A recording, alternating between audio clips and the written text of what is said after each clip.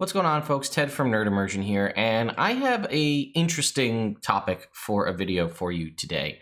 And I'll just take this moment to say, hey, if you like what I do here in one form or another and you haven't subscribed, consider doing so if you want to. I'd appreciate it. It helps the channel. But there was an article on Collider, and I have it pulled up over here, and it's called Baldur's Gate 3 Review. Can Larian Studios save Dungeons and Dragons from itself? It's written by someone apparently named Austin Jones, and all I can say is I'm pretty sure this person has absolutely no idea what they're talking about, but it made me want to make a deeper topic on this video. So basically, it goes on to state in this article that Baldur's Gate 3 is okay, but it can't save Dungeons & Dragons 5th edition from itself, Larian Studios, quote, Larian Studios can't save Dungeons & Dragons from sucking. And this is very clearly written by someone who has no idea what they're talking about. I've been actively playing tabletop RPGs for 3 years, so keep that in frame of reference here. And Dungeons & Dragons is easily the worst I've played. It's meticulous to a fault and difficult to learn and requires half a fortune in books, figures, and other materials, and has a long-standing problem with racial essentialism. I don't think I'd be able to stomach a game based on D&D systems again after being spoiled by wonderful fiction-focused games like Dungeon World and Blades in the Dark. And then continues to go on later to say, talking about Larian Studios couldn't rescue Baldur's Gate 3 from Dungeons & Dragons' most tedious and even problematic trappings. Upon starting the game, seeing there was no orc option, I decided to play a tiefling. And then this is one of my favorite lines, quote, I'm informed that tieflings are often violently ostracized from society and even lack their own culture because of their heritage.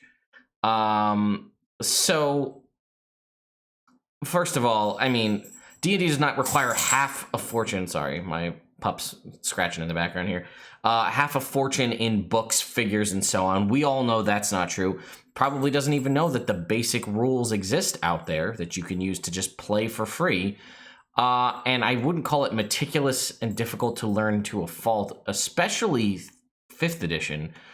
And then again, the fact that you say things that you're informed that tieflings have no society and all this, meaning you didn't do the research, is crazy. But that's not what my point of this this video is. The point I want to make in this video and what I wanted to address is what are the most ridiculous reasons you've ever heard of for people to not start playing D&D. It doesn't necessarily have to be 5th edition, but that's the edition we're all currently playing in as we speak. And as we know, the bar for entry into Dungeons & Dragons is lower than ever before.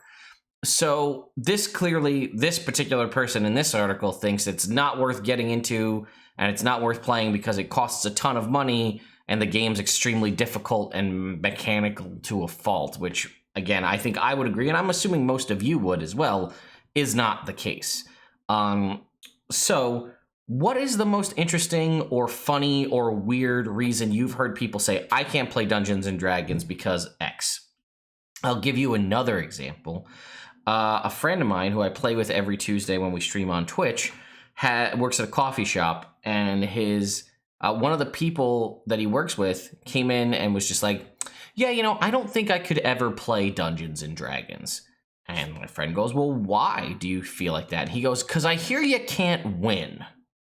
And if I can't find a way to ruin somebody else's day by winning, I don't see the point in playing the game. And as a frame of reference, their go-to is Magic the Gathering. And if he can't, quote, ruin someone else's day by winning so hard, that he doesn't want to play Dungeons & Dragons. And that's a really interesting one to me, too. Clearly, we have someone who doesn't understand 5th edition in the article's purpose. And this guy says, it's a game that you can't win, so I don't want to play because I can't ruin someone else's day by beating them in the game. And, my friend says, well, you can ruin people's day, but it's probably not what you're looking for then. So those were just two really interesting things that came up recently and just across in my time playing 5th edition and being on the internet. But I'm sure some of you out there have really great either funny stories interesting, goofy stories, things that don't make a lot of sense, and I just want to hear them. So leave them in the comments down below. Maybe I'll make a follow-up video where I kind of read through some of the best ones. And ideally, if possible, I'd love to also hear the follow-up to that story when you leave the comment, letting me know, hey, you know, this was the crazy reason they didn't think they could play 5th edition, or this is the reason they didn't think they could play Dungeons and Dragons. And then ultimately, the great story is we tried it and then they loved it and now they play and they wish they'd, you know, played sooner, kind of a thing. So I'd love to hear, again, your thoughts. What's a funny story, an interesting story, a weird story, why you heard someone didn't want to play, or in your personal experience, they didn't want to play.